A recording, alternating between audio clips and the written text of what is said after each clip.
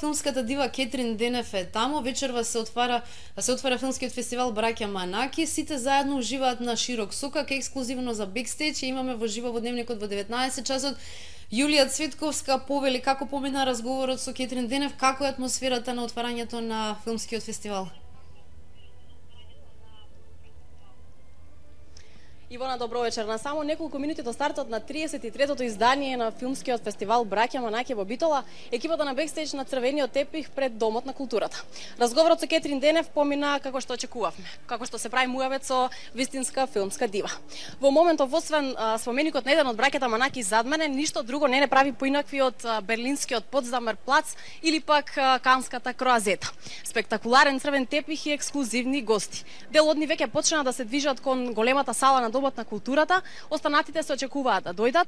Државниот врв на чело со председателот на Република Македонија господинот Ѓорѓе Иванов со звездата на фестивалот Кетрин Денев очекувано се очекува да влезат последни. Затоа пак прва низ црвениот тепих помина директорката на фестивалот Браќа Манаки, Лабина Митевска, и затоа евеа во дневникот еден на Сител. Лабина, добро вечер. Добро вечер. И ви благодарам што не пратите секоја година. Лабина, годинава на Браќа Манаки во фокусот се македонските филмови. Македонски филми на отварање, македонски филми на затварање. Го привлековме ли доволно вниманието на Балканот?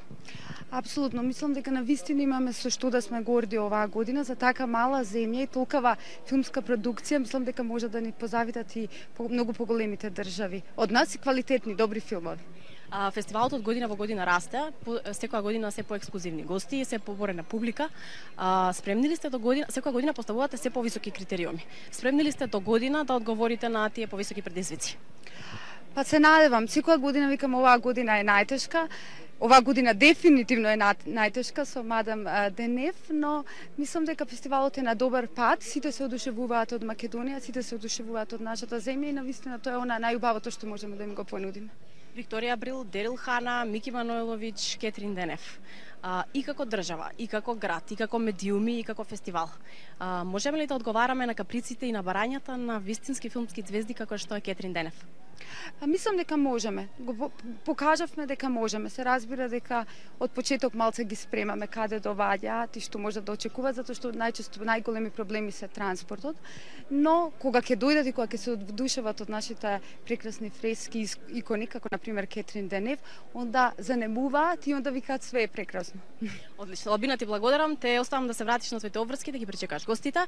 Кога сме кај Кетрин Денев во ексклузивното интервју за бекстејдж, еве што изјави денес. Lucky that I arrived yesterday, but I had the chance to be able to go to Havrid, yesterday to spend the afternoon there. It's a very beautiful place and incredible church with incredible icons, collection of icons. I was very impressed.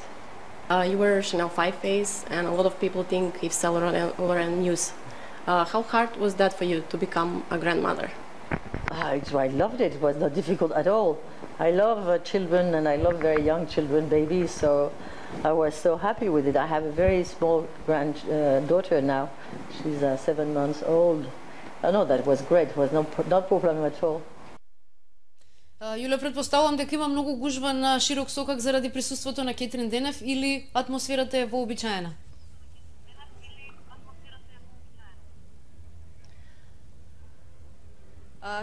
Ивона, широк сокак на широк сокак денес има невидена гужва.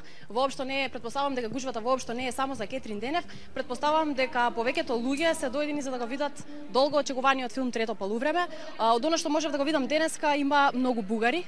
Очекуваме бурна реакција од нашиот сосед по повод филмот Трето полувреме, кога сме кај него. Скопската премиера на филмот Трето полувреме е закажана за 27 септември. Веднаш после Скопје следуваат и останатите градови од републиката. Тоа би било се за денесот. Јулија, уште едно прашање. Лабина спомена дека го отвараме фестивалот со македонски филм и го затвараме со македонски филм. Ако го отвараме со Трето полувреме на Дарко Митревски, тоа значи дека го затвараме со филмот на Столе Попов до Балчак? Го затвараме со Балканот не е мртов на Александар Поповски. Исто така долго очекуван филм кој што претпоставувам и вие и ние сите сакаме да го погледаме. Јулија Цветковска во живо од Битола, јас ти благодарам на отворањето на филмскиот фестивал Браќа Манаки.